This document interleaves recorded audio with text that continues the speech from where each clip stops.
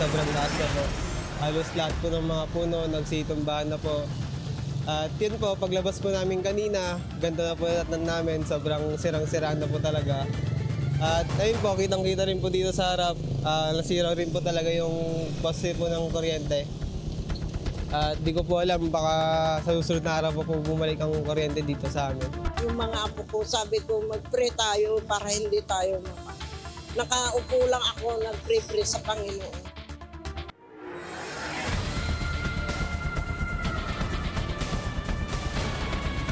Sa dasal na lang kumapit ang ilang residente ng Isabela pero marami pang ibang probinsya ang nasalanta. Malawak ang pinsalang iniwan ni Super Typhoon Uwan mula Catanduanes hanggang Aurora at Dagupan.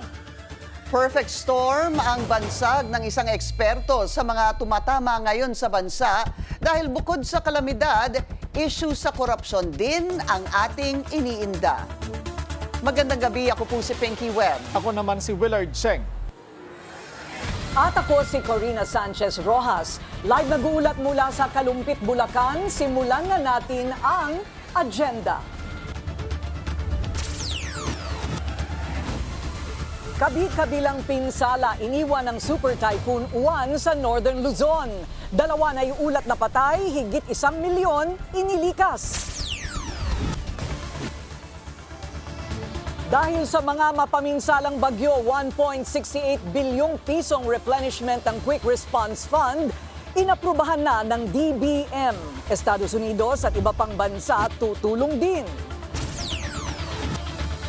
Out of touch match, Pangasinan Congressman Marco Wangco binatikos dahil sa umano'y victim blaming. Exclusive bidding process ng flood control projects theatrics lang. Ayon kay dating DPWH engineer Bryce Hernandez, ang in-charge sa proseso tinatawag daw na si Madam L. Sino kaya siya? At Olympic medalist Carlos Yulo at Chloe San Jose, ready na nga bang magpakasal?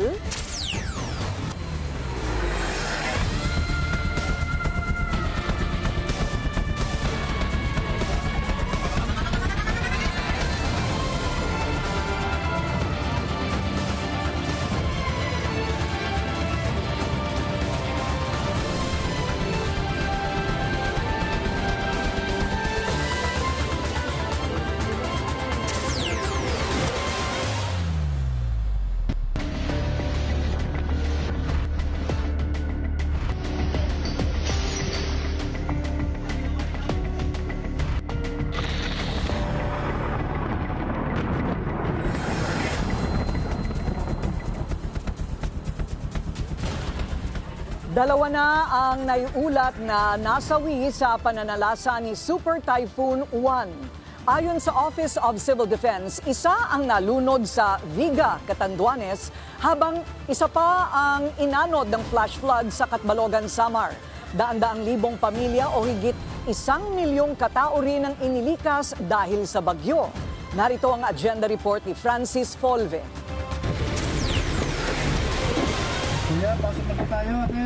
Mga pulis na mismo ang nagpalikas sa mga taga-Baler, Aurora bago pa man tumama si Uwan. Sa kabuuan, 1.4 milyon na katao ang kinailangang ilikas dahil sa Super Typhoon. Karamihan sa Bicol, Eastern Visayas at Calabarzon. Bukod sa malalakas na hangin at ulan, storm surge din ang dala ni Uwan. Kita sa video ang malalaking alon na tumama sa dalampasigan ng Catanduanes. Sa Nueva Ecija, lubog ang mga bahay at palayan sa baha. Umapaw kasi ang ilang ilog dahil sa lakas ng ulan. Ilang mga bahay din ang nasira sa Santiago City sa Isabela. Nung bandang 6, doon na po namin naramdaman yung hangin tsaka konting ulan po. Then bandang 9 na po, 9 to 10 hanggang magmadaling araw po. Ito po, ganda na po nangyari, sobrang lakas na po. Halos lahat po ng mga puno, nagsitumbahan na po. At yun po, paglabas po namin kanina, ganda na po natnan namin, sobrang sirang-siraan na po talaga. At ayun po, kitang-kita rin po dito sa harap, nasira rin po talaga yung poste po ng kuryente.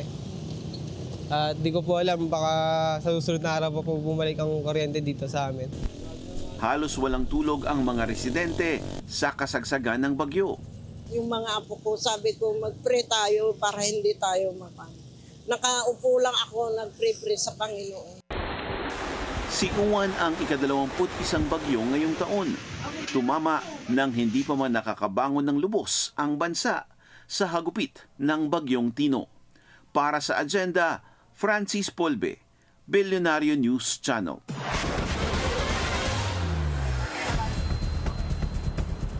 Narito tayo ngayon sa Barangay Calison sa Kalumpit, Bulacan, kung saan apektado ng bagyong Uwan ang mahigit 1,000 pamilya.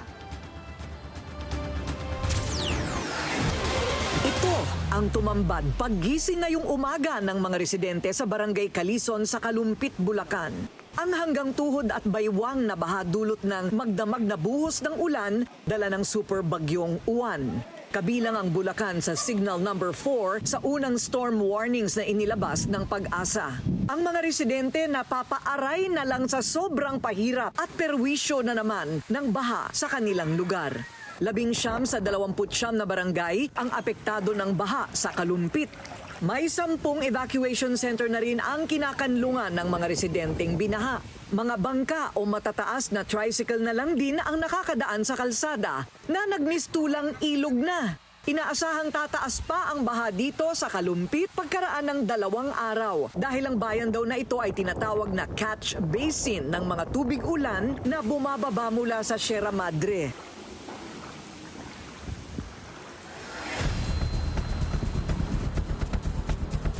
Bilang catch basin, ito palang Kalumpit, kaya marami sa mga tao dito ay sanay na sa pagbabaha. Kawawa nga dahil gumagawa na lang sila dito ngayon ng mga walkway o pathway na tinatawag gamit ay mga hollow blocks tulad ng aking tinutungtungan ngayon. Sa katotohanan, banda doon hanggang dibdib na halos ang lalim ng tubig baha sa kalye pa lang na ito. Pero ito'y parang way of life na nila dahil ang tubig galing Sierra Madre ay dito pala bumabagsak parati sa Bulacan.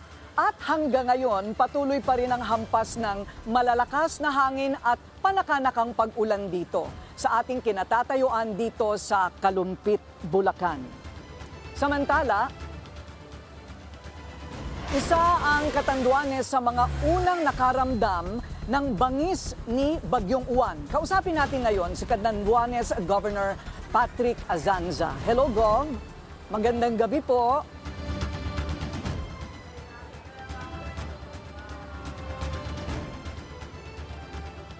Magandang gabi po, Gov. Magandang gabi po, Ma'am Corina. Opo, Gov, kumusta na po ang lalawigan dyan as we speak?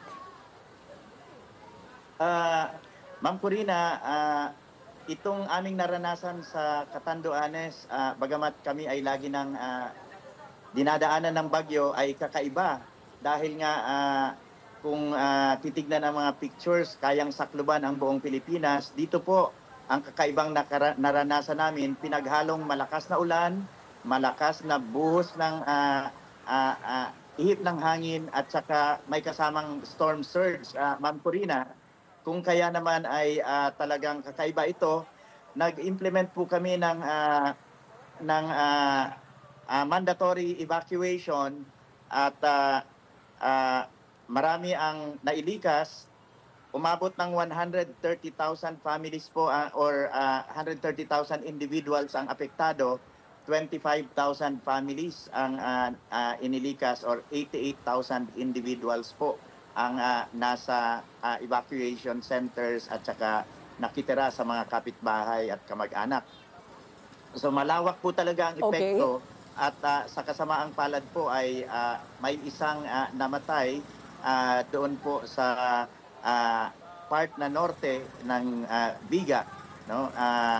Doon po kasi mas tumama sa northern part ng Catanduanes ang Super Typhoon Uwan, at yun po ang naging epekto. 100 million worth of agricultural products din po ang naapektuhan at 25,000 ang na bahay ang partially at totally damaged po.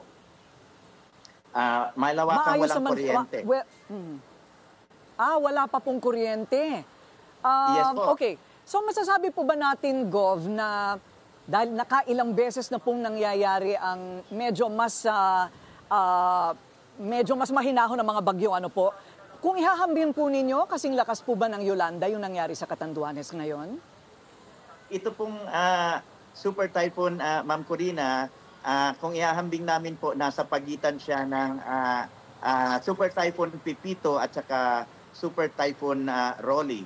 So, yun po yung sitwasyon at yun po ang aming kinaharap. Medyo kakaiba lang siya kasi bumababad po siya habang bumubuhos ang malakas na ihip ng hangin at ulan at saka sinabayan po ng storm surge. Yun yung medyo tricky doon po, Ma'am Corina.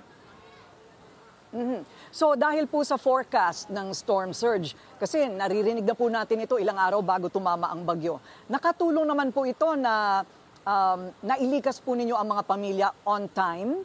Hindi po ba nagtigas-tigasan ng ulo ang mga tao na ayaw pong umalis sa kanilang mga tirahan? Malaking tulong po yung prediction at yung babala na ibinigay, Ma'am Corina, ng Pag-asa ng DOST. At gayon din po ang kautusan na dala sa amin ni Secretary John Vic Remulla ayon sa instruction ng ating Pangulo na magkaroon ng mandatory evacuation ng mga tao. At nagpapasalamat po kami sa Philippine Army at saka sa Coast Guard at kapulisan ng PNP dahil natulungan po kami na mag-enforce nitong mandatory evacuation. At nito naman pong lumabas na yung resulta, maraming nagpapasalamat, Ma'am Corina, na in-enforce natin ito dahil sabi nga nila, kung hindi nyo kami nailikas, Gov, baka nasalanta patay kami, naisama doon. Ma'am Corina, grabe po ang hampas ng alon. In fact, doon po sa may port area, sa may Imelda Boulevard, nawasak po yung seawall at kung titignan po yung dating pinagjajagingan, yung pinaglalakaran ng mga tao, ay halos parang dagat na po kung titignan dahil sa hampas ng storm surge. At kaya marami pong naapektuhan sa coastal areas at meron din po sa area ng Gugon Centro na binaha po hanggang bewang. Sa San Miguel naman ay abot hanggang bubong ang pagbaha. Sa bandang Gugon Centro po ay marami ang nagreklamang mga residente dahil po merong ginagawang mall doon at tinatawagan namin ang DNR na kung pwede ay asikasuhin kung may violation ba sa environmental clearance ito. At dahil sinasabi na natabunan ang ilang mga kanipaan at ang easement na 3 meters ay mukhang hindi inobserve at nakadagdag ito sa pagbaha sa mismong Gugon Centro na nasa capital town of Virac, Ma'am Corina. So Gov, dito po makikita natin at I'm sure you're taking notes doon sa mga mabilis gumuho, yung mga substandard na ngayon nabuko dahil nga po sa bigat ng naging pinsala. Yung inyo po bang seawall, hindi po niyo pinaghihinalaan na baka substandard ang pagkakagawa kaya ho naguho? Well, yung seawall naman po sa Catanduan, sa Virac Port, dito sa may Imelda Boulevard, ay medyo matagal na po. Pero pinapareview din po namin kung talagang ito ay may problema sa construction. Bagamat sa tagal niya at marami ng bagyong dinaanan, mukhang offhand, mukhang maayos naman, pero pinapacheck pa rin po natin. Sa ibang lugar po, hindi lang ito ang bumigay, meron pa rin po, Ma'am Corina, sa ibang munisipyo at kasama rin po namin yon sa pinapacheck po yung mga seawalls at mga flood controls na ginawa. At yun po ay ating pinapatignan kung baka kasama ito doon sa anomalous na proyekto. Pero itong sa Virac Port po ay tinitignan namin na talagang matagal na ito marami ng bagyo ang dinaanan. Pero sa sobrang lakas ng hampas po ng surge, maaari rin talagang dahil doon ang problema, Ma'am Corina. Okay, huling ilang tanong na lamang po. Kailan po magkakaroon ulit ng kuryente, sir? Ano po ang inyong tansya? Ma'am Corina, nagkaroon kami ng meeting sa Fiselco, yung aming power distributor, ang Soweco dito, at ang Fiselco naman po yung namamahala sa distribution. Sa ngayon ay pinipilit nilang ibalik ang kuryente, especially sa mga key agencies like hospitals, within 24 hours po. At meron na pong areas na kanila lang na-restore ngayon lang. At umaasa kami na in the next 48 hours ay tuluyan ang magbabalik ang kuryente sa buong isla. In the meantime po, nagpapasalamat din po kami kay DICT Secretary Henry Aguda dahil nakapagpadala siya ng 37 Starlink para lang sa uninterrupted communication ng mga munisipyo po. At si Secretary naman ng DSWD, Rex Gatchalian, papunta po siya dito bukas at nakapag-coordinate na rin po kami tungkol doon sa karagdagang pangangailangan sa food packs at saka sa mga yero at saka mga plywood doon sa mga nasiraan ng bahay. Ngayon po kasi may 19,000 kaming naka-preposition at na-distribute na po, nagsimula na mag-distribute ng mga food packs sa iba't ibang mga munisipyo po, Ma'am Corina. Okay. So, hari nawa po, ito pong inyong pagdurusa ay maging mitya ng pagtutuos at pananagutan po ng mga may kasalanan sa sobrang pagbaha po sa inyo dyan kung mayroon man, mga ghost project o kaya mga substandard. Maraming salamat po sa inyong oras, Catanduanes Governor Patrick Azanza. Maraming salamat po. At tulad ng Catanduanes, napuruhan din ng bagyong Juan ang Aurora kung saan 4 na bayan ang isolated ngayon. Naitala naman ang mababang bilang ng mga casualty. Yan ang agenda report ni Lyja Bonzo. Hindi na raw inaasahan ng pamahalaan na tataas pa ang bilang ng casualties mula sa bagyong Uwan. Isa raw sa dahilan dito ang naging malawakang preemptive evacuation na siya rin daw pinuri ng Pangulo sa kanyang pulong sa Office of Civil Defense kaninang umaga. He commended itong preemptive evacuation na marami pong sumama which contributed to itong very minimal na casualty. Ang utos po niya is for us to continue with our response and relief operations and continue monitoring itong mga pangangailangan ng ating mga local government units and then prioritize the immediate rehabilitation of damaged lifelines.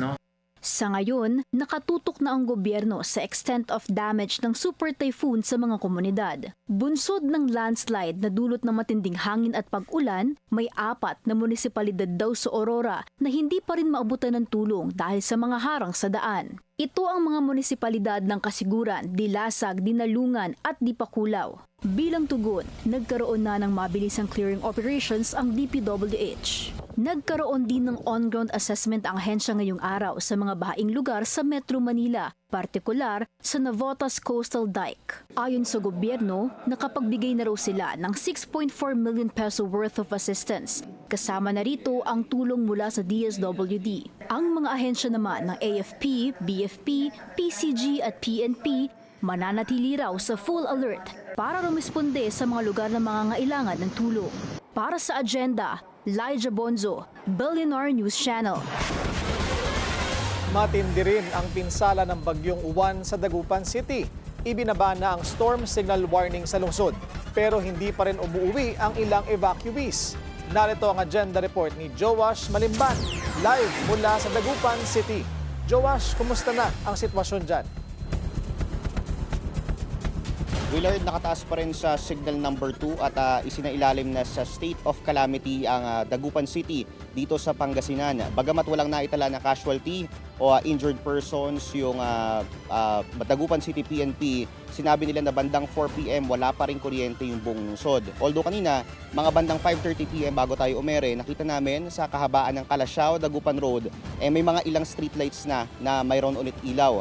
Samantala, hirap pa rin yung mga residente sa water supply at down pa rin yung cellular service sa maraming mga lugar, especially outside the city proper. Kaya hirap sa komunikasyon yung ilang mga residente. Mga nakatumba at ibang-ibang infrastruktura, mga nabuwal na puno't halaman, at mga kalsadang lubog sa tubig. Ito ang eksena sa Dagupan City pagpatak ng umaga, matapos manalasa si Super Typhoon Uwan kagabi.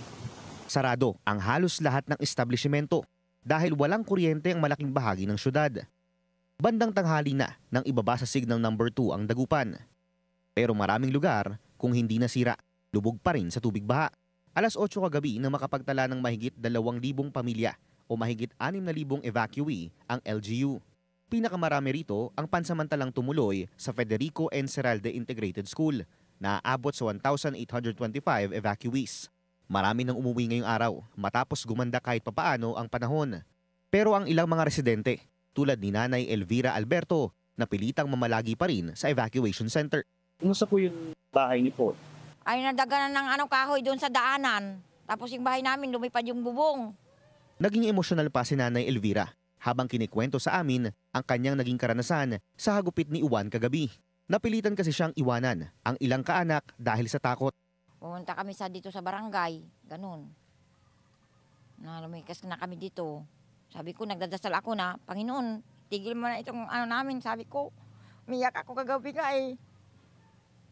Lang lakas ng ang inisip ko yung mga anak ko doon sa bahay na 2. Kaya sa awa ng Diyos naman, tumigil na kanina. Pero mayroon pa rin yung hangin kukunti.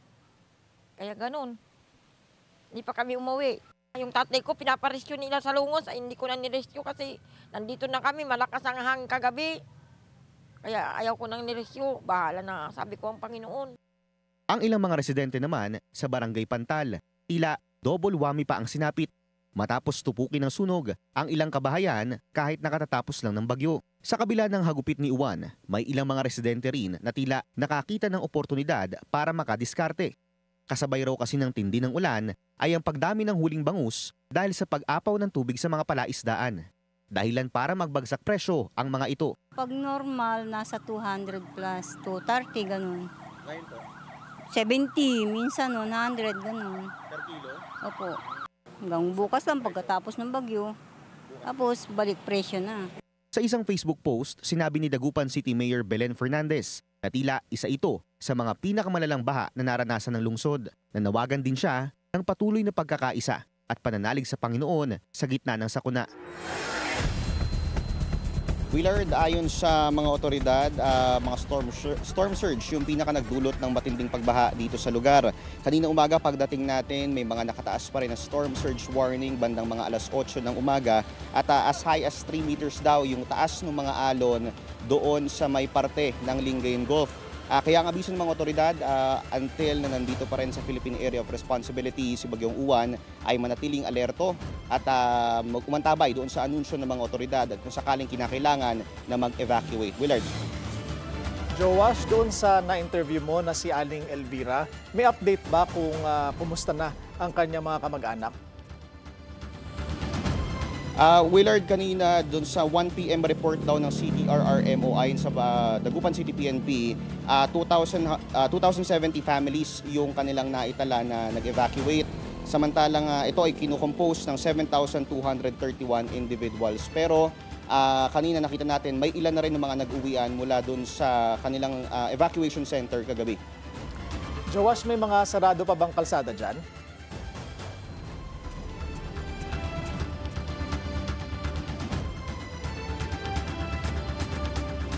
Joash, may mga sarado pa bang kalsada dyan ngayon? Alright, subukan nating balikan si Joash Malimban, pero maraming salamat sa iyong ulat live mula sa Dagupan City.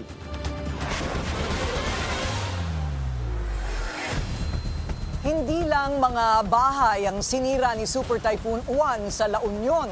Winasak din pati hanap buhay ng mga residente. Yan ang agenda report ni Ryan Reloba ng Abante.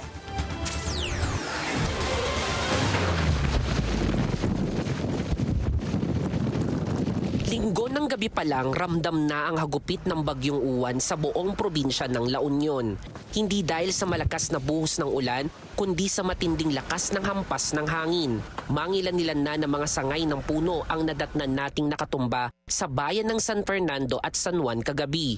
Nagmistulang ghost town din ang nasabing dalawang bayan dahil sa sobrang dilim matapos mawala ng supply ng kuryente. Umaga ng Lunes, gumanda na ang panahon. Pero bakas ang pinsala ng Super Typhoon. Sinira ng malakas na hangin ang second floor ng isang bahay malapit sa munisipyo ng Bacnotan. Pinataob din ng malalaking puno at mga signage. Sa bayan ng Luna, hindi nakaligtas ang bubong ng bahay ni Telma Gumatay. Anya hindi kinaya ng mga nilagay nilang tali at mga pabigat sa bubong ang tindi ng hangin. Ngayon lang daw nila ito naranasan simula nang tumira sila sa Luna noong pang 1994. Ngayon lang po, sir. Ngayon lang. Nung unang walang nagalaw sa bahay namin. Ang lalaki pa nga ng tali namin, bakit kaya kinuha pa pati mga yero namin. So tinali niyo na po siya bago pa manalasa si Bagyong Uwan? Opo, sir. Yun yung ginawa niyo pong preparation? Opo. Parang ganyan, mga tali ng mga kapitbahay namin. Tulong-tulong kami dito para walang masisira. Kahit ano, sinira pa rin ni Juan. Winalis din ng mga malalakas na hangin ang mga kagamitan sa perya. Ayon sa ilang empleyado, back to zero na naman sila sa kanilang kabuhayan. Bumungad naman sa mga residente ng bayan ng Bangkar ang malaking bubong na nilipad mula sa isang bodega. Bunsod nito, sinara na sa anumang uri ng sasakyan ang National Road. Umabot sa mahigit 900 na pamilya o katumbas na higit 2,000 individual ang inilikas sa nasabing bayan. Ayon kay John Robert Buerde, Tourism Officer and Assistant PIO LGU Bangar, sa ngayon ay hindi muna pinababalik ang mga inilikas na residente sa kani-kanilang mga bahay. Sinabi naman ng La Union Government na sisikapin nila sa lalong madaling panahon na maibalik muli ang normal na pamumuhay ng kanilang mga residente sa kabila ng hagupit ng Bagyong Uwan na maituturing nilang malakas na bagyong dumaan sa kanilang probinsya. Para sa agenda, Ryan Reloban, Abante.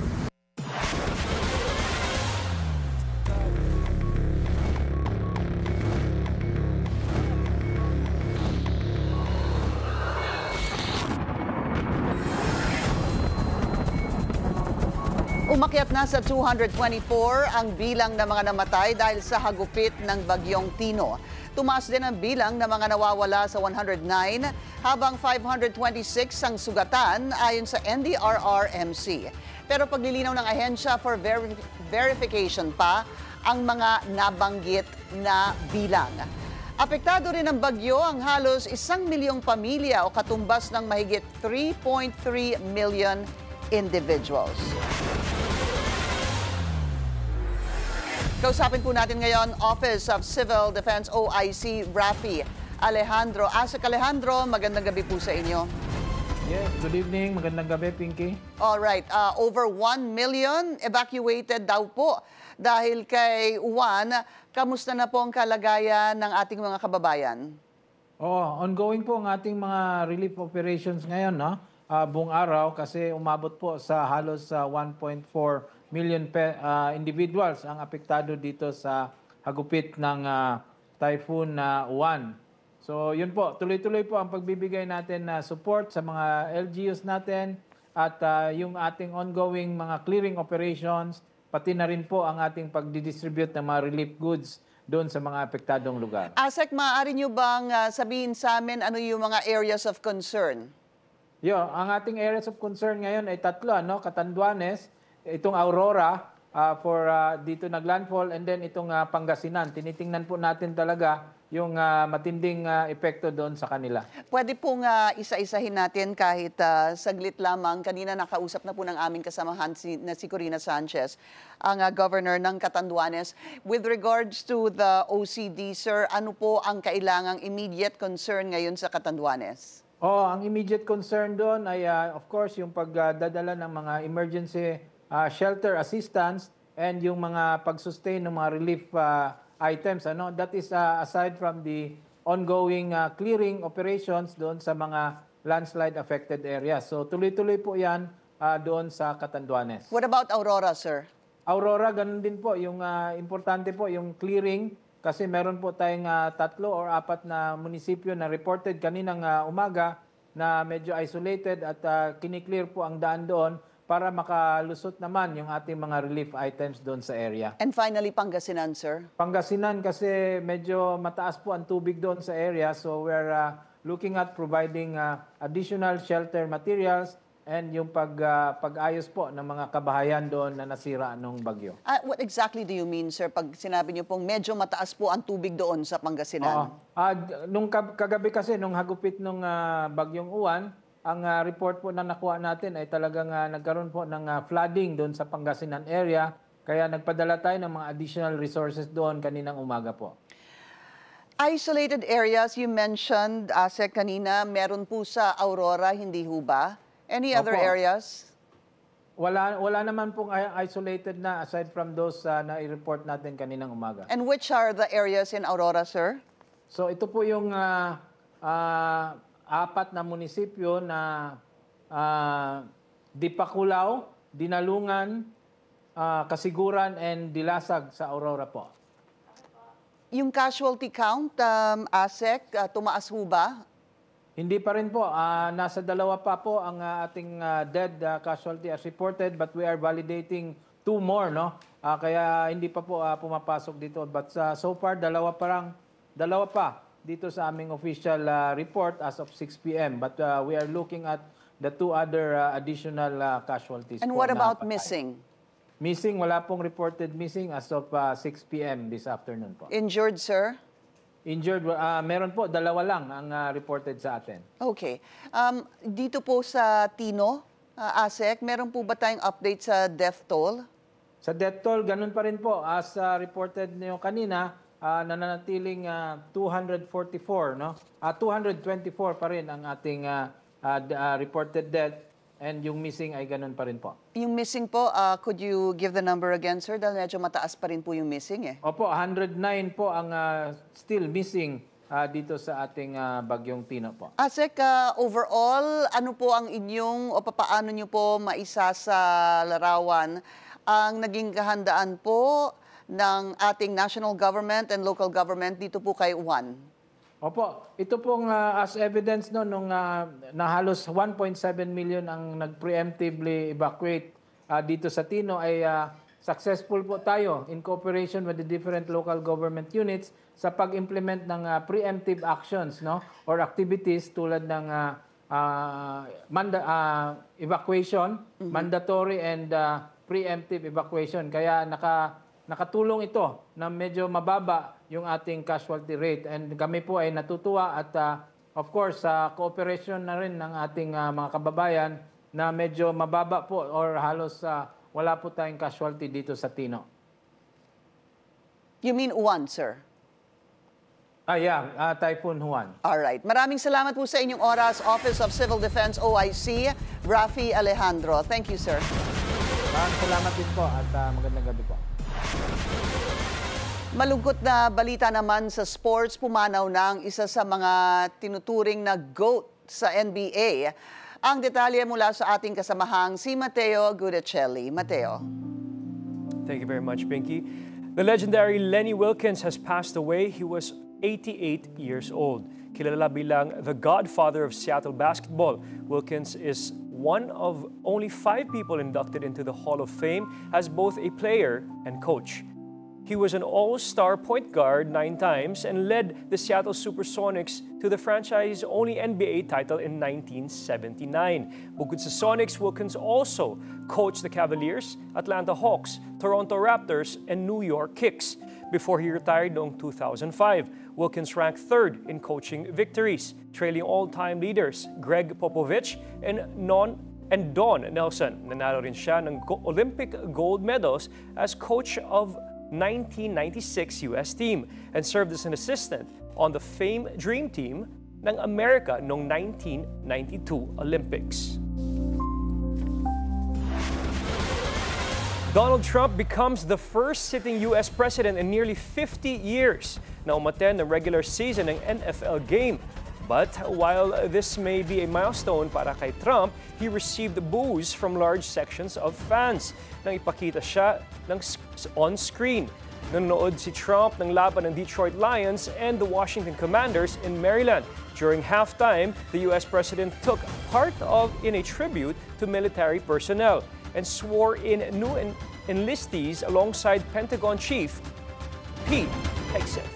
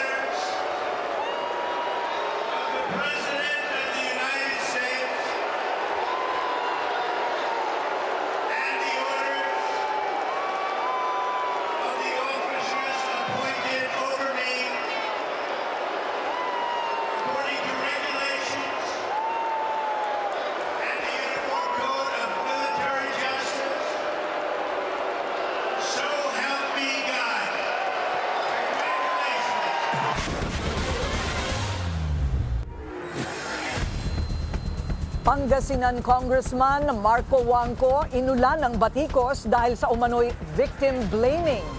Susunod yan sa agenda.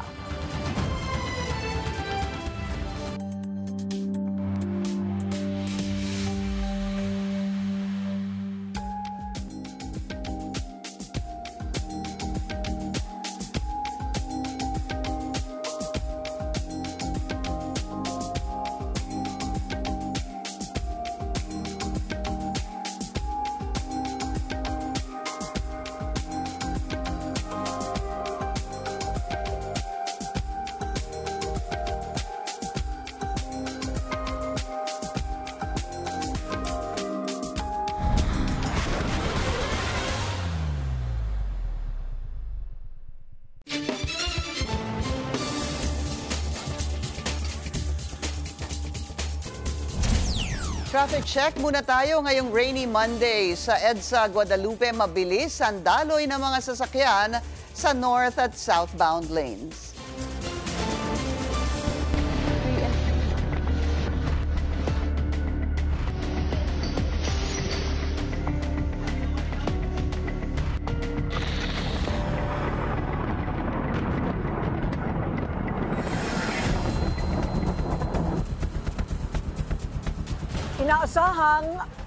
Inaasahang aabutin pa ng 2 linggo ang baha dito sa kinalalagyan po namin sa Kalumpit, Bulacan dahil pababa pa raw ang mga tubig ulan galing sa ibang lugar papunta dito sa lalawigan.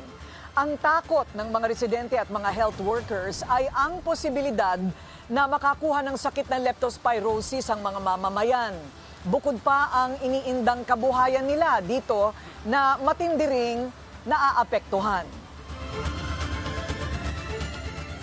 Taon-taon ganito yung nararanasan namin. Basta may ulan, baba, sabayan pa ng high tide dahil sa flood control na hindi natapos, nakurakot. Kailangan po namin gumastos para lang makapaghanap buhay, para may pataas yung tricycle. Ay, sa hirap po talagang napakahirap. Kasi nga, sa ganitong sitwasyon, takot at anong nangyayari sa mga tao. Nariyan ang pag bumabaha, magbibiyahe ka, napakahirap sa mga nagtatrabaho. Kapag ganitong bumabaha at bumabagyo, na usually yung mga nagtatrabaho, nag-aaral, nahihirapan sila sa transportation dahil sa level ng tubig. Hindi passable yung mga tricycle or jeep. Nakakatakot kasi baka magka-leptospirosis ka o kaya naman madengue yung mga bata kasi may tubig sa paligid.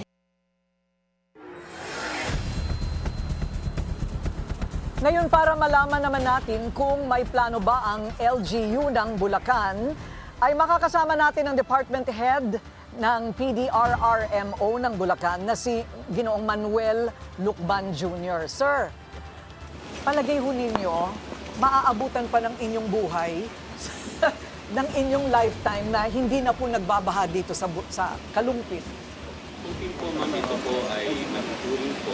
Meron pong ni-request na project ang ating Butihing Governor, Daniel Fernando. Kasama na rin ang Governor ng Pampanga at ang Bataan na magkaroon po rito ng mega dike. Dahil alam po ng ating Governor na ang pinakasanhi ng baha dito sa Kalumpit, Bulacan, o kayo na rin sa ibang coastal areas natin, ay ang high tide. Katunayan po, ma'am, ngayon po, kaya nararamdaman natin na ito, hindi naman po talaga sanhi ng bagyong Uwan, kundi po higit sa mataas po ang high tide. Ganun? Hindi pa pala ito yung Uwan? Hindi pa po. High tide dito? Anong oras naman natatapos ang high tide? So, ang high tide po natin ngayon, inaasahan ng ating gabi ng may taas na 4.6 feet. So, tataas pa ito? Tataas pa po ito. So, kaya pala lahat ng mga lugar dito, Pinky, Willard, matataas yung mga tindahan dito, may mga hagdanan lahat. So, nasanay na, kumbaga, parang kabuhayan na po dito. Naging buhay na po nila yung binabaha sila. Tama po kayo, ma'am. Dagdag pa rito ngayon, ito naman ang magiging sanhi ng bagyong Uwan. Ito po yung tinatawag na back flooding. So 3 to 5 days po, mararamdaman po natin yung pagbaba ng tubig mula ng Nueva Ecija, Tarlac at Pampanga, ang Kalumpit bilang isang outlet papunta pong Manila Bay, dito po lahat dadaan yan. So ito yung tinatawag na catch basin. Catch basin, on the same time, outlet po siya papuntang Manila Bay. So, ang dami pong nagkakasakit dito. Yun na nga po, ma'am. Pag ganitong tagbaha, ay hindi talaga maiwasan na nagkakaroon ng leptospirosis ang ating mga kalalawigan dito. At saka yung mga alagang hayop, siguro inaakyat na rin nila, no? Nasanay na yung mga tao dito. Yes, ma'am. Okay, so ito pong mega dike project ng gobyerno. Meron na po bang pag-asa? Matagal lang sinasabi sa akin ni Gobian. Opo, malaki po ang pag-asa. Ito po ay pinahintulutan ng ating presidente at sa pakikipag-ugnayan ng ating governor dito po sa ating NEDA. Ito po ay nabigyan ng approval at nagsasagawa na po ng feasibility study. Hoping po ng by 2028 po ay maumpisahan po ang mega dike na to na proyekto po ng ating government. Wow, 2028 pa masisimulan. Opo. Magkano po ang aabutin itong mega dike na ito? So medyo alam ko po natin about sa atin lang pagkaalam po, ito ay about 76 billion po. Billion? Opo, billion. 76 billion? Ito po. Ang liit namang halaga nun. Opo. Kumpara ito po siguro yun sa pag-start lang po. Opo. Nakurakot. Yun nga po. Opo. Hindi po ba, no? So yung mega dike na yan po ang 100% na pipigil sa ganitong klaseng buhay? Malaki po, ma'am. Ang factor na yan na maharangan po ng mega dike na yan ang high tide. Okay. At magkakaroon po tayo ng control para hindi po laging ganito na lang na by nature na pag tumaas, baha na po pagad sila. Kaya otomatiko na mayroon kayong evacuation center. Tama po yan, ma'am. So ngayon may nakahanda pong 10 evacuation center. Mabuti naman na hindi naman napuntahan dahil wala naman masyadong. Dinaanan din po ito, nag-signal number 4 din po dito. Tama po ano kayo po dyan. yung naging pinakapinsala? Dito nga po natin inaasahan ito mga effect na po katulad ng dahan-dahan ng pagbaha po natin. Kasi kasabay pa po nito, ma'am, ang pag-release ng Angat Dam. So nasa malapit na po ang spilling level ng ating Angat Dam. So kinakailangan po na magkaroon ng preventive release kasabay at sa tatlong factors na to, yung high tide, dam release at yung ating pong sinasabi na back flooding. Ito po ang magiging resulta ng ating ng bagyong Uwan sa atin. Ang pagkakaroon ng baha kahit wala, nakaalis na po siya. Wow. Okay, so kumbaga parang naging buhay na, yung mga bata po dito lumaki at tumanda na ganito rin po. May edad na ngayon, na ganito po ang buhay talaga dito. Tama po yan. Magagaling po siguro lumangoy ang mga taga-Kalumpit. Karamihan po sa kanila, ma'am, lumaki po ng coastal area. Hindi po ba pwedeng may mahuling isda dito para may kabuhayan naman? Totoo po niya, ma'am, nakakahuli po sila rito. Opo. Nagbibiro lang ako, totoo pala yun. Opo, dito po sa ating dinaanan kanina, kung napansin nyo na malaki ang baha na papunta po ng Santa Lucia, diyan po, marami pong mga isda diyan na nakakawala dahil po ang area pong ito ay palaisdaan din po. So umaapaw din yung Umaapaw na po, ma'am. Opo. Ayun. Galing Manila Bay. Opo. May namimingwit po rito? Marami po, ma'am. Marami po. Opo. Okay. Fishing barangay. Okay. Bumili po si Governor Daniel Fernando ng amphibian. Itong nakikita natin sa ating likuran. Amphibian po yan, yung kasing laki po ng tao yung kanyang mga gulong. So ito po yung last year lamang binili. Last year po natin binili po yan. Nakakatulong naman po. Malaki po ang maitulong po yan, lalo na yung maliit natin sa pagre-rescue po natin. Yung dalawang amphibious vehicle na yan ay nagamit na po natin sa pagre-rescue, lalo na yung mga insidente dito sa Marilao, nung hindi po nila inaasahan na bigla ang pagkabaha po. Okay. Sige po, last tanong. Alam kong yung mega dike po ay 2028. Meron po bang pwedeng gawin ngayon na para hindi pag kami dumating ulit na baha at na bagyo ay hindi na po ganito magtaas ang baha? Ang isa po sa naaprubahan na proyekto ng ating governor ay yung Bayabas Dam. So ang Bayabas Dam naman, ito po ang magsisilbing water impounding ng mga tubig galing sa itaas. So ongoing na pong ginagawa ito at looking forward po na mapabilis ito para po yung tubig na nanggagaling mismo sa bundok ay ma-stop po dito bago po o magkaroon tayo ng control bago ito direktang bumaba dito sa ating kalupaan. Naku, maraming salamat po sa inyong panahon and good job. Marami pong salamat, Ginoong Lukban ng PDRRMO dito po sa Kalumpit. Salamat po. Maraming salamat po. Problema ngayon ang supply ng kuryente sa Daet Camarines Norte. Sabi ng LGU, prioridad nilang ayusin ito agad para sa mga ospital at rural health centers. Narito ang agenda report ni Dexter Ganibe ng Abante, live mula sa Daet Camarines Norte.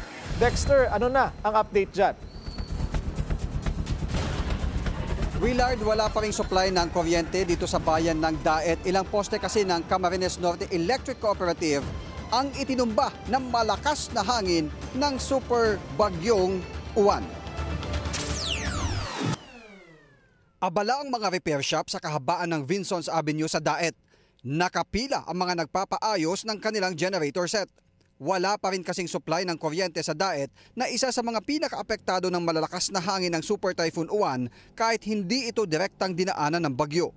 Abala sa pag-aayos ng mga natumbang poste ang mga kawani ng Camarines Norte Electric Cooperative. Sa Bagasbas Road ng Daet, nasa 1 kilometro ang haba ng mga natumbang poste. Ang ilang establishment dito ay sarado ngayong araw. May direktiba kasi si Daet Mayor Rosano Valencia sa mga negosyante sa bayan na huwag munang magbukas ngayong araw para ang mga empleyado ay may panahon para ayusin ang kanilang bahay. Sa tala ng Municipal Disaster Risk Reduction and Management Office, 927 na bahay ang partially damaged, habang 119 ang totally damaged ng bagyo. Umabot din ng 2,863 na pamilya ang lumikas kahapon sa evacuation centers, subalit nagbalikan na ngayong araw ang karamihan. Prioridad namang maibalik ang supply ng kuryente sa mga ospital at rural health units. Pangalawa ay sa mga government facilities at panghuli ay sa mga commercial establishments. Sa kabila ng mga pinsala sa ari-arian at infrastructure, iisa lang ang naiulat na nasugatan. Hindi na nahirapan pa ang LGU sa pagpapalikas dahil na rin umano sa ayaw nilang maranasan ang nangyari sa Cebu. Unang-una, yung free evacuation, preemptive evacuation namin ay nag-coordinate kami sa mga barangay. And so far, yung pag-coordinate namin doon, maganda yung naging response unang-una ng mga kababayan ko.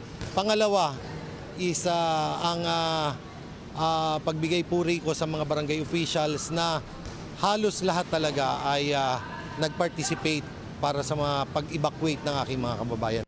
Ganon din ang naging experience ng Lucena City. Sa barangay Dalahican, kusang nagsilika sa mga nasa coastal area. Wala pang masyadong malakas na hangin, pero may signal number 2 na kami. Signal number 2 na kami. So nung umulan lang ng konti yun, nag-preemptive evacuation na agad kami. At yung iba ho talagang nagpusa na pumunta ng evacuation center. Sana po hindi na, ganun nga ho lagi para hindi na ho mahirapan ng mga authority.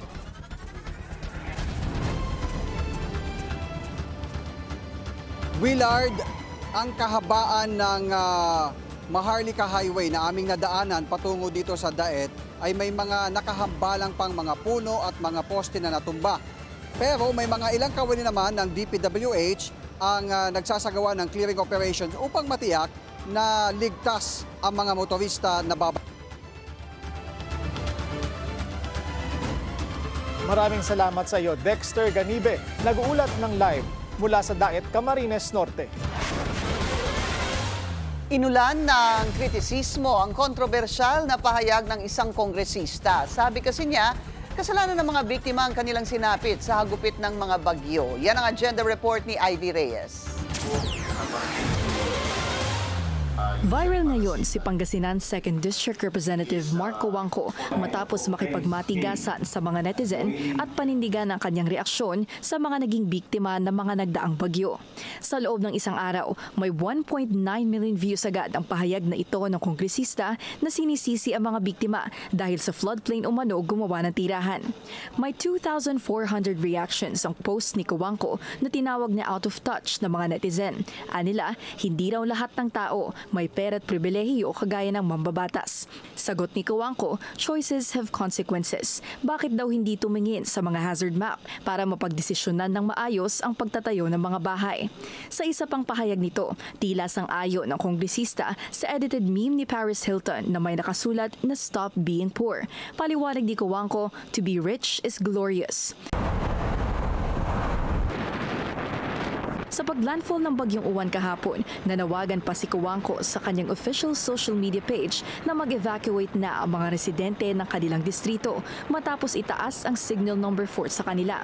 Pinuna rin ng aktres na si Bella Padilla ang pahayag ni Wangco at sinabing nasa local government unit ang responsibilidad pagdating sa ganitong usapan. Tila pinaringgan din ng aktres ang kontrobersyal na aktor at developer ng Monterazas de Cebu na si Slater Young, ang proyektong nasa ilalim din ng investigasyon kaugnay ng pagbaha sa lugar.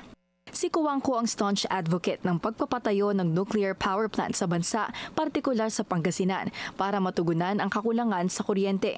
Sa Kongreso naman, isa si Wangco sa 215 congressmen na pumirma para umusad ang impeachment trial ng vice-presidente. Hanggang kaninang umaga, ganoon pa rin ang posisyon ni Wangco. Takaw sa na raw ang magpagawa ng bahay sa hindi naman ligtas na lugar.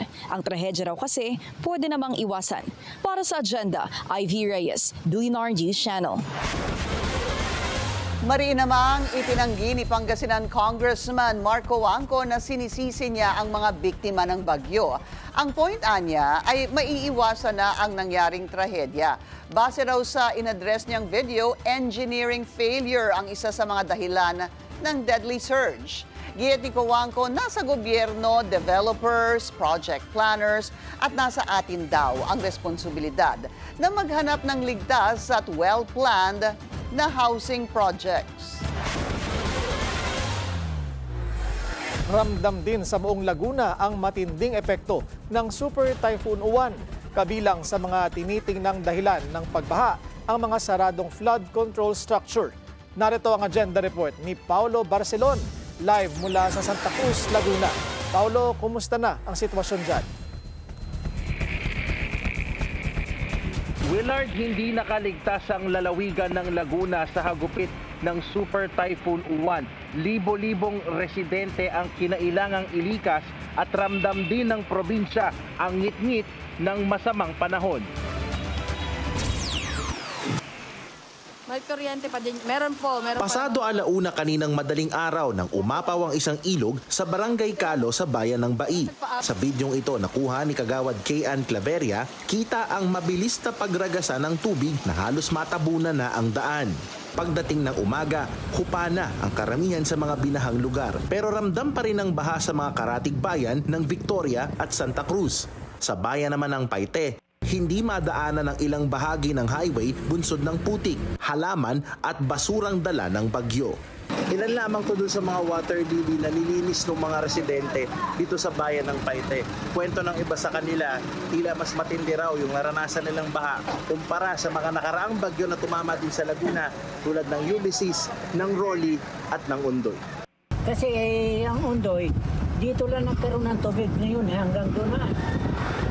At maraming sinirang bahay. Ayon sa Laguna Disaster Risk Reduction and Management Office, halos lahat ng bayan at lungsod sa lalawigan naglikas ng mga residente bunsod ng bagyong Uwan. Mahigit 10,000 pamilya ang nasa loob ngayon ng evacuation centers.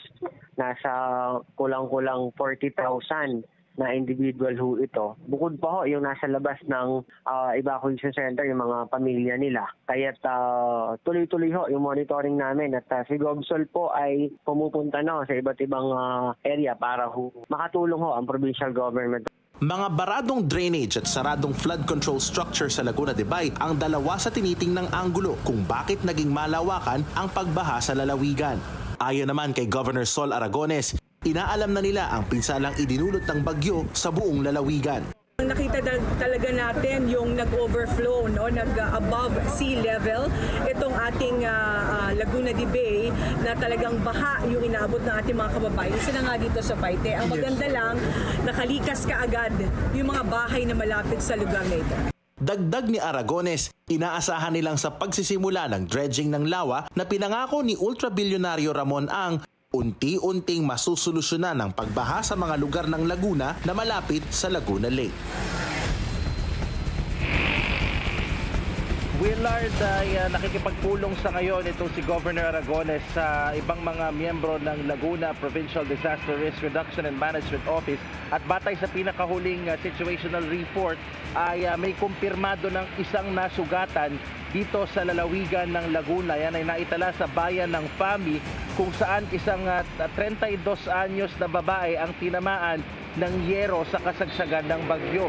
Batay rin sa latest SITREP ay nasa 6 na pong kabahayan ang kumpirmadong napinsala bunsod ng bagyo. 6 dyan ay totally damaged, tigdadalawa sa bayan ng Rizal, Nagcarlan at Liliw. Samantala na ibalik naman ng NGCP ang supply ng kuryente sa ilang lugar dito sa Luzon, kabilang ang Nueva Ecija, La Union at Quezon. Kabilang din sa mga naibalik ang Cabanatuan, San Luis, Labrador, San Carlos at Santiago, Alicia 69 kV lines. Patuloy namang inaayos ang mga linya sa Bicol, Pangasinan at Cordillera na apektado pa rin itong si Bagyong Uwan. Willard. Paolo, may paliwanag ba ang otoridad kung bakit sarado ang mga flood control structure dahilan para bumaha sa ilang lugar dyan? Magandang tanong yan, Willard. Actually, kanina nakausap natin ng PDRIMO sa Laguna, si Mr. Alvin Sejo. At ang na-mention niya partikular na sarado yung drainage ay doon sa lungsod ng Binyan. Ang isa sa mga nakikita ngayong anggulo ay yung dami ng basura na pumapasok doon sa mga drainage. Kaya pinag-iigting ng Laguna Provincial Government yung kanilang information campaign para maingganyo yung mga residente na wag na sanang magtapon pa ng basura doon sa mga nasabing drainage. Pero patuloy pa rin daw nilang inaalam yan at tinitingnan din yung volume nga ng tubig na nabanggit kanina ni Governor Sol Aragones na nag-overflow sa ibang mga bayan dito sa lalawigan ng Laguna. Willard. Paolo, may balita ba kung hanggang kailan mananatili ang mga evacuees doon sa kanilang mga evacuation centers? So far ay wala pa naman tayong nare-receive na balita kung hanggang kailan sila mananatili. Although, batay sa ating huling pakikipag-usap sa Laguna PDRIMO, ay may mga unti-unti na ring nagsisiuwian. So in the coming day or the next few days, expect natin na unti-unti na ring magsisiuwian yung ating mga kababayan. In fact, Willard, dito sa bayan ng Santa Cruz, kung nasan tayo ngayon, at sa ilang mga paligid na bayan, medyo gumaganda-ganda na rin yung sitwasyon ng panahon. Nakita natin yung ilang mga residente nagsisimula ng maglinis. So maybe in the next few days ay magsisimula na rin magsiuwian yung mga nag-evacuate dito sa lalawigan ng Laguna. Balik sa iyo, Willard. Maraming salamat sa iyo, Paulo Barcelon, nag-uulat ng live mula sa Santa Cruz, Laguna. Kumuha tayo ng update sa Bagyong Uwan mula kay Paulo Del Rosario, live mula sa Pag-asa. Paulo. Willard, patuloy ang paghina ng Typhoon Uwan habang papalayo ito ng ating bansa. Base sa huling bulletin ng Pag-asa, namataan ang sentro ng Bagyong Uwan sa layong 175 kilometers west ng Sinait, Ilocos Sur. Ito ay may lakas ng hangin na 120 kilometers malapit sa kanyang sentro at pagbugso na pumapalo hanggang 150 kilometers per hour. Ang bagyo ay bahagyang bumagal at nananatiling kumikilos pa pahilagang kanluran sa bilis na 10 kilometers per hour. Ngayong gabi, inaasahan na patuloy nakikilos ang bagyo pahilagang kanluran at lalabas ito ng Philippine Area of Responsibility, posible mamaya o bukas ng madaling araw. Sa paglabas nito, kikilos ito pahilaga at liliko pasilangan, ibig sabihin ay ito ay muling papasok ng ating Philippine Area of Responsibility sa araw ng Miyerkules at tutumbukin ang kanlurang bahagi ng Taiwan. Matapos maglandfall sa Taiwan, inaasahan na ito ay patuloy na hihina bilang isang low pressure area sa araw ng Biyernes. At dahil sa lawak ng bagyong Uwan, may ilang mga lugar sa Luzon na nasa ilalim ng tropical cyclone wind signals ng Pag-asa.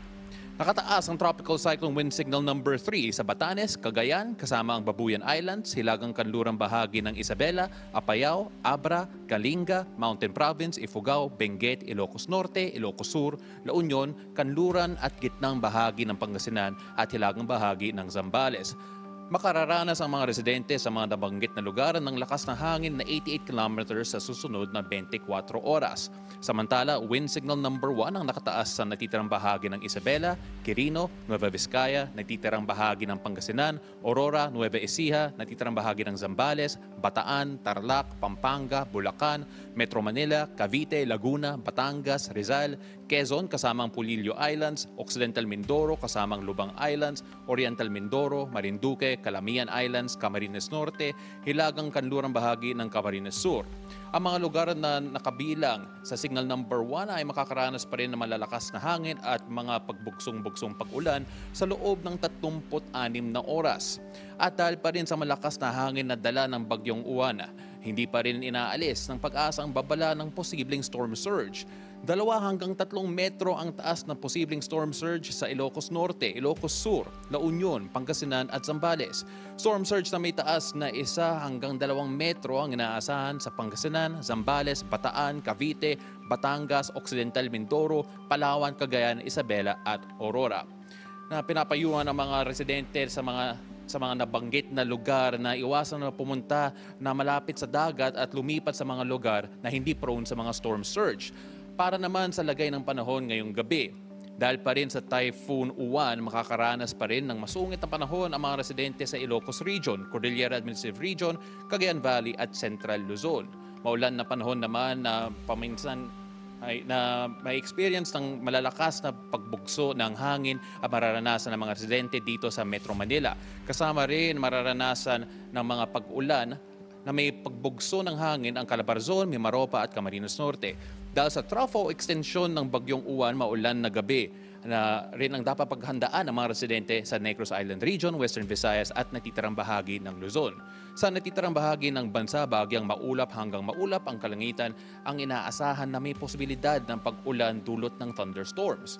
Now, ito po ang latest na sa lagay ng panahon mula sa Pag-asa Weather and Flood Forecasting Center. Ako po si Paulo Del Rosario. Mag-ingat po tayong lahat. Magandang gabi. Willard, back to you. Maraming salamat sa iyo, Paulo Del Rosario, live mula sa Pag-asa.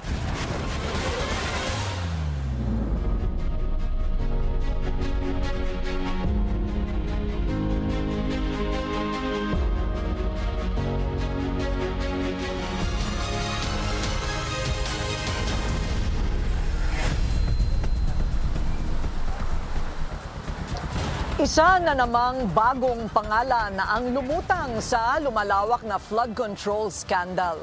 Ayon kay dating DPWH Engineer Bryce Hernandez, may isa raw alias Madam L na siyang nagdodoktor sa bidding process ng mga proyekto. Yan ang exclusive agenda report ni Hannah T.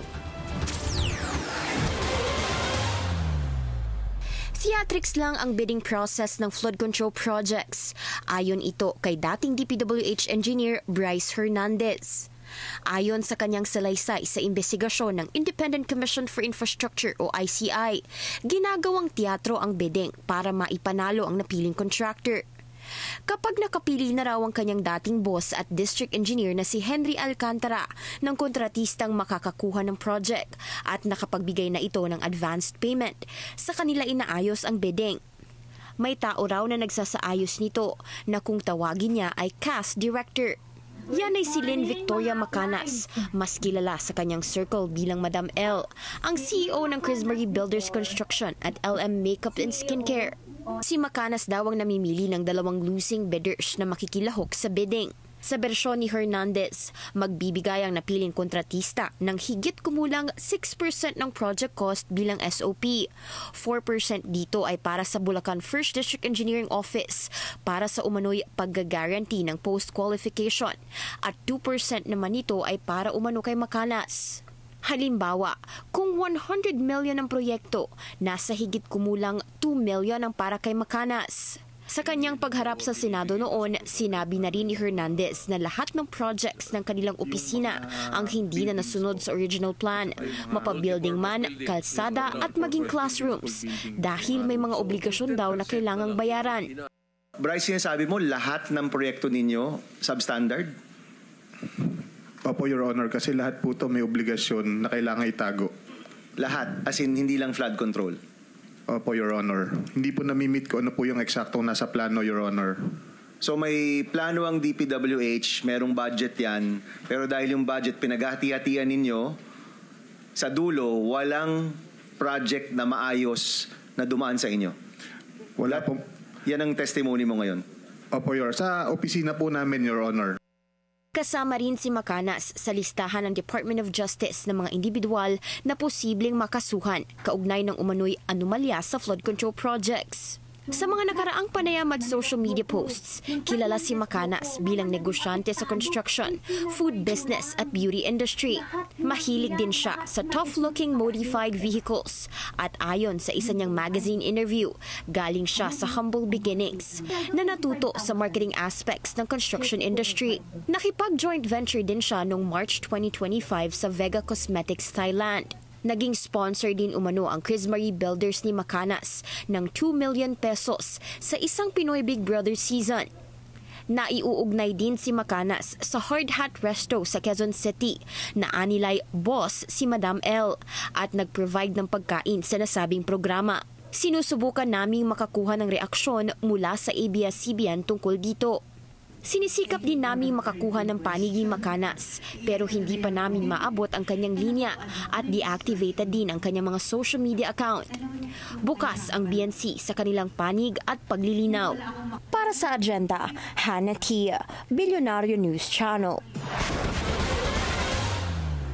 More celebrities speaking out against corruption kasunod ng hagupit ng Bagyong Uwan. Sa IG story, Liza Soberano says Uwan and Typhoon Tino are another very expensive reminder of how Filipinos constantly suffer at the hands of disgusting government officials. She asks, who is taking responsibility for the lives that were taken by greed and corruption? Mensahe niya sa mga officials, quote, "You have blood on your hands." Meanwhile, Robbie Domingo posted a picture of Sierra Madre and emphasized the importance of taking care of the environment. Giit niya, not everything is about profit. Kris Jenner holds a star-studded 70th birthday bash sa mansion ni Jeff Bezos sa Los Angeles. The James Bond theme party drew hundreds of high-profile guests, including Oprah, Mariah Carey, Prince Harry, and Meghan Markle. Naroon din sina Martha Stewart, Snoop Dogg, Paris Hilton, and Adele. And of course, Jenner's kids, the Kardashians. The event was reportedly so wild, the cops were called to the venue due to multiple noise complaints from neighbors. Ayon sa TMZ, police spoke with the party's security and issued a warning. Singil ng Meralco, tataas na naman. Susunod yan sa Agenda.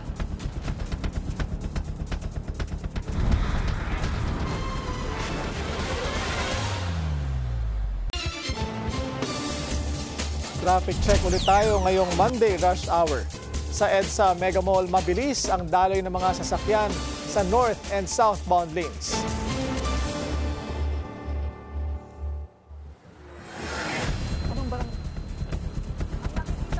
Ngayon ay isang tindahan.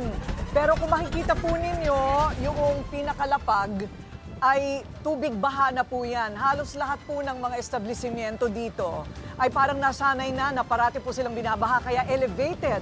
Ang marami pong mga bahay, elevated din ang maraming establishmento tulad niyan. Nasanay na po dahil dekada na po itong problema ng Kalumpit, Bulacan. Nasanay na po at lumaki, tumanda na po ang mga bata dito po sa tubig baha. Basta raw umulan, ay ayun na, asahan ang pagtaas ng tubig baha, lalo na kung may bagyo. Ang hinaing ng mga punong barangay, tulungan naman po daw sana sila ng national government sa taon-taong problema na ito.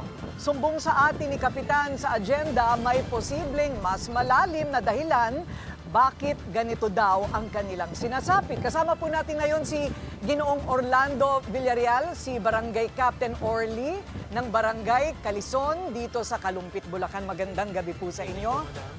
Kap, kayo na po ang magkwento ng kinwento ninyo sa akin kanina. Ano po ang dahilan ng pagbabaha? Una, catch basin. Yes. At ito po ay high tide. Yes, pero kahit na catch basin at high tide, hindi kailangang magdusa ang mga residente. Yes po. Una sa tama po ang paggastos ng ating gobyerno. Ito po ay naisaayos at nagkaroon ng quality. Ito po yung structure na pwedeng pumuprotekta sa amin sa araw-araw. Pero ang nangyari po ngayon ay kalunos-lunos po. Halos ilang taon, ilang dekada na po na ganito po kami. Okay. At ang isa sa mga nagulat po akong sinabi ninyo sa akin kanina ay yung tungkol sa dike.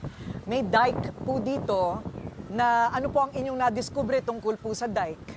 Ang nangyayari po sa project po ng DPWH ay halos papasa-pasa na po, subcon. Ang nakakausap lang po namin dito ay foreman, actually foreman lang, na hindi kami pwede magreklamo sa quality. Kaya po nangyayari, substandard po. Substandard. So, ibig nyo sabihin, wala kayong nakakausap na yung talagang contractor? Yes po, wala po. Subcon, kaya puro foreman ang kausap nyo. Yes, at ang nadiskubre po niyo doon sa quality, yung taas po nung dike? Marami po dito na hinahati nila yung sheet file. Tapos talagang nakita naman natin pumunta dito ang ating Pangulo. Nakita nila yung quality, yung nipis ng semento. Ay totoo po yun. Totoo po yun. Wala naman kami magawa. Baka ma-blacklist pa kami pag nagreklamo kami. Correct. Oo. Lalo na medyo nasa baba yung barangay captain. Ano? Yes po. So, sinasabi po ninyo manipis ang pagkakagawa ng dike. Yes. At saka hindi po ba halos kalahati lang yung taas? Yes po. Yes po. Kaya po, konting ulan lang. So, galing ng Nueva Ecija, galing ng Pampanga, talagang nag-overflow. Umaapaw talaga. Kasi dapat ganyan, ginawa ganun lang. Yes, opo. Bukong-buko, kailan po ninyo nalaman pa yan? Matagal na? Matagal na po. Kaya lang, siyempre, hindi ka naman pwedeng magsalita kasi baka hindi ka nabagsakan ng project. Correct. At saka ngayon pa lang kasi nagkakaroon ng bukuhan. Yes, opo. Ayan, okay. So, ang panawagan po ninyo, sir? Matulungan sana na tayo ng gobyerno at ang gobyerno ay ma-manage na maganda ang proyekto na alam naman natin na talagang yung patak, madalang pa sa patak ng ulang proyekto pero dapat yung quality. So sana subsidize din kami ng ibang, magkaroon ng batas na tutulong sa amin na kapwa namin barangay ay yung mga maunlad na lugar ay masuportahan kami. Dahil ang irap po namin dito ay kakakulangot lang pero ang pagawain namin dito para mahabol yung ganitong sistema ay napakalala. So hindi po kami makasabay. Maraming salamat si Kapitan Orly dito po sa Kalumpit, Bulacan. Salamat po sa inyong pathway na pinagawa at saka maraming po salamat sa serbisyo. Salamat po. Binasag ng Sierra Madre Mountain ang mata ng Super Typhoon Uwan matapos itong maglandfall sa Aurora. Sa kabila nito, nag-iwan pa rin ng matinding pinsala ang bagyo sa lalawigan. Ang detalye sa Agenda Report ni Ian Maghanoy, live mula sa Dipakulaw, Aurora. Ian, ano na ang update dyan? Willard, nananatiling bantay sarado ng Philippine National Police ang kahabaan ng National Road ng Dipakulaw dito sa Aurora matapos itong magtamo ng maraming sira mula sa storm surge na dala ng Super Typhoon Uwan kagabi. Hindi na muna maaaring madaanan ang national road na ito ng Barangay Gupa, Anter sa Dipakulaw sa Aurora. Kabilang kasi ang kalsadang ito sa dinilubyo ng storm surge nang maglandfall ang Super Typhoon Uwan kagabi. Kaya ang delivery rider na si Mang Rodolfo, rarakit na lang muna raw ng ibang trabaho hanggat ang kalsada ay putol at bantay sarado ng mga kapulisan. Masakit po sa loob namin na nawasak po yung daan namin dyan. Siyempre, dyan po ang kon namin. Dyan po kami dumadaan. Pagka may hanap buhay, dyan kami dumadaan. Ayon sa provincial government ng Aurora, agad itong kukumpunihin sa tulong ng mga nakakasakop na mga LGU, katuwang ang DPWH. So sa ngayon, ito ang priority natin, magawa itong kalsada para kahit papaano, kahit yung mag one-way man lamang, magkaroon lang ng access papunta dun sa tatlong bayan.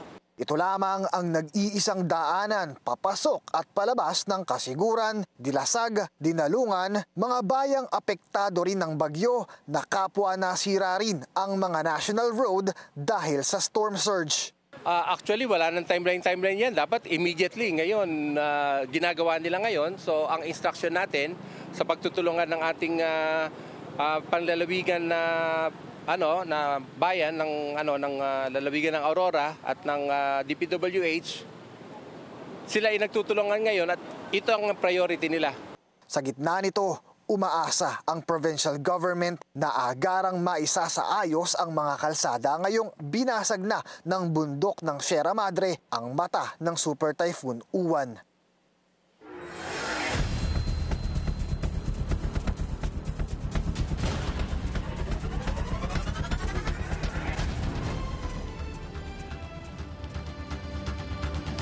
Maraming salamat sa iyo.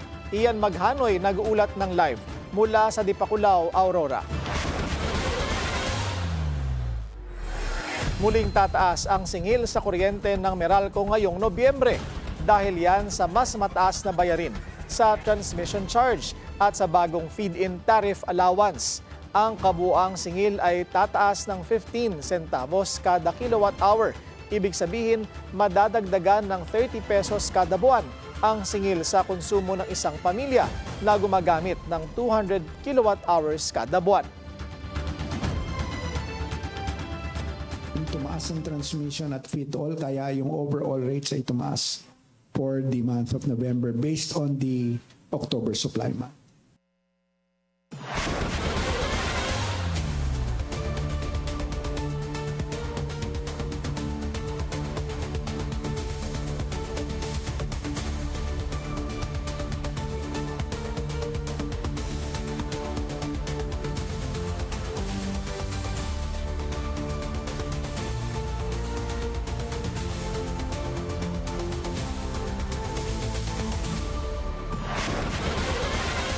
It looks like gymnastics king Carlos Yulo and content creator Chloe San Jose are ready to take things to the next level.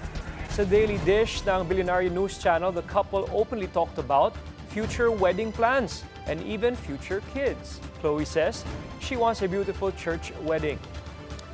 We talk about it na, oh mahal, make sure that my nails are not overgrown like this, and then make sure that my hair and makeup is done and I'm wearing something nice. So you always have to look ready every day. Yeah, so I told him naman like the things that I want there, like I want the family to be complete there, and then I want like it, like maganda yung setup. Hold on, stuff. are we saying that you're ready but you're just waiting for the right moment? Yes po. Carlos also got real, saying Chloe stood by him when everyone else walked away. At ngayon, he wants to give that support right back to her. Gusto ko ibalik yung support na binigay niya sa akin. And as a partner, after mag-wedding, gusto ko nang magkaanak kami. Mga ganyan. Oh my God! Kung ano po ibigay ni Lord, it's really hard. Pero prepare po tatlo po. Typhoon Tino and Typhoon Juan caused widespread destruction in the Philippines, damaging homes and devastating families. The burden they carry is ours to share. Through B-Gives, we hope to provide support and help to our fellow Filipinos in need. Narito ang agenda report ni Monique Tuzon. Typhoon Tino may have already left the country, kasabay ng pananalasa ng Super Typhoon Uwan, but residents of Hilongos, Leyte are only beginning to face what the storm truly left behind. Homes are filled with thick mud, clothes, food, and crops destroyed. Parents are trying to save whatever they can while children wait for normal life to return. Residents say it happened while most were asleep. Mula knee-deep to chest-deep flood sa loob lang ng ilang sandali. Natingala na lang mi pag 3 o'clock, jud kay nanimaho ng lapok and then daghan ng tubig. Nya nagdinaga na paggawas na mo sa balay tagatuhod na, and then dali ra kadyo nakasulod ang tubig dagikan sa mabaw. Moto pagkuana mo is tagahawak na jud. Barangay officials say more than 200 families were affected in one purok alone. Most of them didn't expect the water to rise this high, higher than any flood they've seen before. kailangan talaga na maano agad yung reflux namin for safety sa mga tao. These are families trying to rebuild quietly, scraping through mud, cleaning by hand, starting again with whatever is left. Sa pagbangon ng Hilongos, sometimes the most meaningful support begins simply with seeing them, hearing them, and not forgetting what they are going through. As we enter the Christmas season, a time when families gather, celebrate, and give thanks, there are families here in Southern Leyte who lost not just homes, but loved ones as well. The storm also took futures that now needs rebuilding. We invite you to join the Billionaire News Channel family in giving back, because this is the season when we remember most that kindness is powerful, that generosity heals. Keep in mind that every act we share is a seed to help restore their lives and livelihoods little by little, step by step. You may send your cash donations to the e-wallets on the screen. This is our way of helping those in need together. Where neighbors care, the nation cares. And when Filipinos show up for each other, we rise again together. Para sa Agenda, Monique Tuzon, Billionaire News Channel.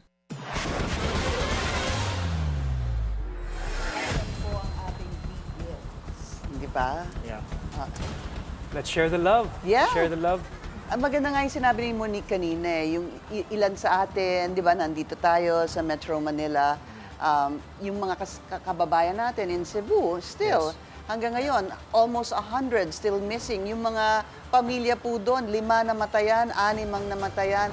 Namatayan na po, nawalan pa po ng bahay. Ang sakla po talaga nang nangyari sa kanila. Opo, at itong mga kababayan diha sa Cebu, no, nagpa-update ko kanina, speaking Bisaya, yes, nagpa-update ko kanina, they're actually cleaning now. They're cleaning up their houses, naglimpyo na sila sa mga balay nila, at they're trying to restore and rebuild everything. Meron po kami mga iba't ibang mga kaibigan na talagang muddy pa yung mga bahay nila, destroyed, they lost all their cash.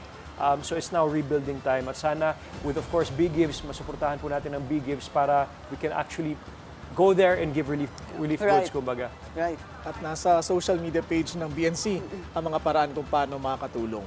Corina?